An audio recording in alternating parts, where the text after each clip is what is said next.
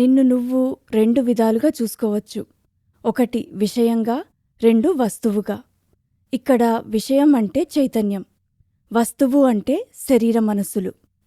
మనల్ని మనం వస్తువుగా చూసుకున్నప్పుడు, మనం బాహ్యమైన సందర్భాలు, పరిస్థితులు, మనుషులు మొదలైన వాటి వల్ల ప్రభావం చెందుతాము. ఇంకా మనం ఎప్పుడూ ఇతరుల ఆమోదాన్ని కోరుతూ ఉంటాము. మన ఆలోచన, మన ప్రవర్తన ఎప్పుడూ ప్రతిస్పందన కోసం ఎదురుచూస్తుంటాయి. మనల్ని మనం శరీర మనసులుగా చూసుకున్నప్పుడు విషయాలను నియంత్రించాలన్న బలమైన అవసరం కనిపిస్తుంది. ఇవన్నీ భయాన్ని ఆధారం చేసుకుని ఉన్నాయి. మనం చైతన్య శక్తిని అనుభూతి చెందినప్పుడు భయం మాయమవుతుంది.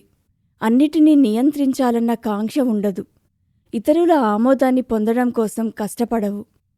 అహంకారం అనేది శరీర మనసులతో నీకున్న గుర్తింపు మాత్రమే. అది నువ్వు వేసుకున్న ఒక సామాజిక ముసుగు. వ్యవహారం నడపడం కోసం నీకు అవసరమైన ఒక అమరిక. అంతే. నిజానికి నువ్వు చైతన్యానివి. నిన్ను నువ్వు చైతన్యంగా చూసుకున్నప్పుడు నువ్వు ఎవ్వరికంటే తక్కువ కావు అని తెలుసుకుంటావు. అయినా ఎంతో అణకువతో మెలగ్గలవు. ఎందుకంటే చైతన్య రూపమైన నువ్వే అందరిగా ఉన్నావు. వివిధ వేషాల్లో ఉన్నది ఒకే ఆత్మ అని తెలుసుకుంటావు.